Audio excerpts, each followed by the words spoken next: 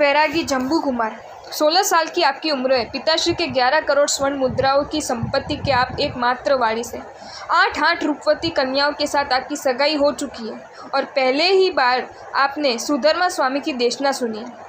पंचम गंधर्व के श्रीमुख से बही जिन वचनों की गंगा ने आपको वैराग्य भावना से इस हद तक तरबतर कर दिया कि आप समस्त संसार को त्याग कर संयम जीवन अंगीकार करने के लिए कटिबद्ध हो गए। भगवान सुधर्मा स्वामी के समक्ष आपने अपने हृदय की भावना व्यक्त करते हुए यही विनती की है कि आप अभी यही स्थिरता कीजिएगा। माता पिता की अनुज्ञा लेकर मैं शीघ्रातिशीघ्र आपकी सेवा में संयम अंगीकार करने हेतु उपस्थित होता हूँ। आप घर की ओर जाने के लिए निकले हैं, तभी मार्ग में एक द्वार से गुजरने का प्रयास करते समय वह द्वार टूट गया और आप बाल बच गए।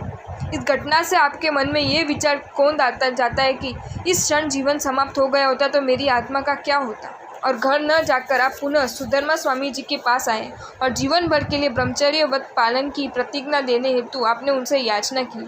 ये प्रतिज्ञा लेने के बाद आप घर गए और घर पहुंचते ही माता पिता के समक्ष आपने संयम जीवन अंगीकार करने की भावना कर दी। संयम जीवन अंगीकार करने की अभी तुम्हारी उम्र नहीं है। मौत इस उम्र में भी आ सकती है। काया तुम्हारी कोमल है, वह किसी भी पल रोगग्रस्त हो सकती है। इतना सारा वैभव हमारे पास है, वह नाशवान है। तुम हमारे इकलौते पुत्र, संसार में कोई भी संबंध स्थायी नहीं है। माता पिता की प्रत्येक दलील का आपने यथोचित जवाब दिया है और आखिर उन्होंने आपके सामने एक शर्त रखी है।